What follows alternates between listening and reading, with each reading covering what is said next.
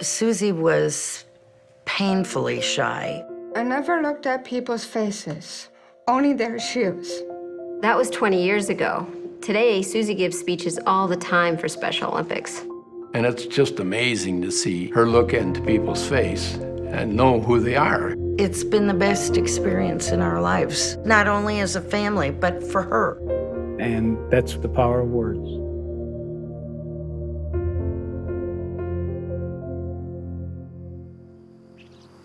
Susie was born on Thanksgiving, and the news was just horrible. It was like you had a dream, and the dream wasn't going to come true anymore. When we were first told she had Down syndrome, we didn't know quite what to expect. In the 1960s, children like Susie and other children with intellectual disabilities were told by doctors and professionals that they were never going to amount to anything. They were never going to be able to do what any normal person would do, and therefore it was better for them to be institutionalized. The pediatrician that told us says, well, you know, maybe you should just drop her off at a home and leave her there. And we said, no, we can't do that. His comments made me so angry that I was bound and determined she was going to be the best Down syndrome kid that ever hit the face of the earth. We spent a lot of time with her, a lot of effort. Through the years, we gave her opportunities. When she didn't speak, we took her to a therapist, and I could see improvement in Susie every year. But we did that for 9 years, and Susie still wasn't speaking. And that was painful to see. That was painful as a mother. I used to never really talk, ever. I was afraid that I would say something wrong and everyone would laugh at me. The first time I was aware of how shy she was when I noticed photographers couldn't make her smile for her pictures. And she would meet someone, but would never look at them and would never hold her head up. Her head was always down. And, you know, if she didn't feel like talking to you, she wouldn't. She'd write notes. She was one who was not much of the spoken word, but she was a lot about the written word. And her mother was about the only thing in her life. She didn't really care if anyone else was around. If mother was there, everything was great.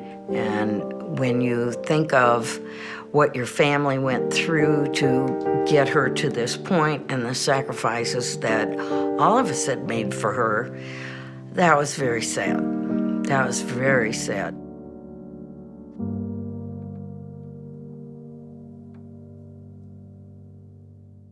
But then there was Special Olympics. And when that happened, what a change. My favorite sport is golf. I love golf. And unified golf is where you pair a Special Olympian with a non-Special Olympian. Tom and Susie on a golf course are just something else. She thought he was going to be her best chance at gold medals. Susie is very competitive. The medal count is very big for her, and I always kid her, you know, it's time for you to win me another medal, because whatever she gets, I get. He is very supportive, and he's very sweet. Tom makes me laugh. She's written him a golf manual, which he always carries. And he also calls her his fourth daughter, which to me is very special. Susie has such a unique story and is so inspiring from where she came from and, you know, not really speaking a whole lot and sharing her thoughts via messages to taking the love that she has for what she does through sport and sharing it with people. It's a complete opposite ends of the continuum, and it has been just a growing stage for her ever since then. I learned a whole lot more than just golf. Special Olympics helped me find my voice.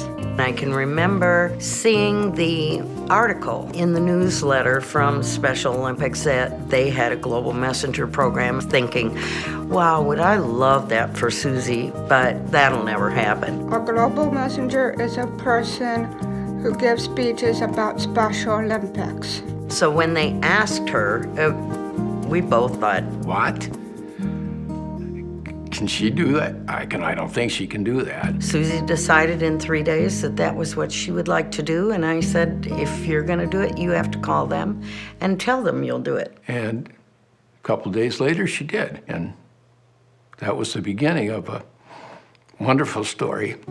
I think the big part of the Global Messenger program is identifying who these athletes are that are going to be interested in speaking about their experiences. And you can tell when they're participating in their sports and they're training and they're competing that they have that passion and that they would love to talk about it. And same with Susie. When she was asked if she wanted to be a Global Messenger and her parents, had said no, that this probably wouldn't be a good fit for her. It wasn't until after they got through the program and she gave her first few speeches that they realized that maybe this really was a great fit for her, and they were the ones that were at a loss of words. When she gave her speech, everyone just mouth flopped open. They couldn't believe it came out of her.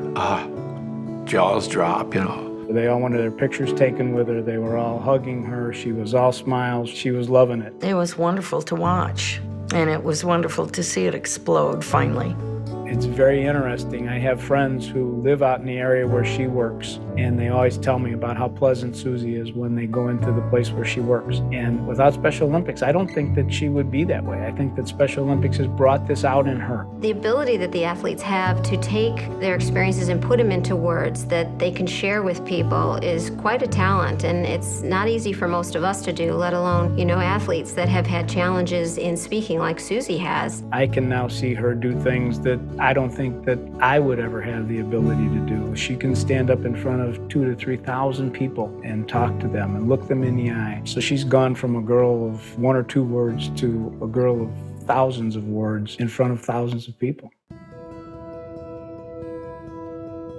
When the doctor told us Susie had Down syndrome, we didn't know what to expect. Yet as time went by, we realized that our dream was just taking a different direction, and in actuality, it's a better direction.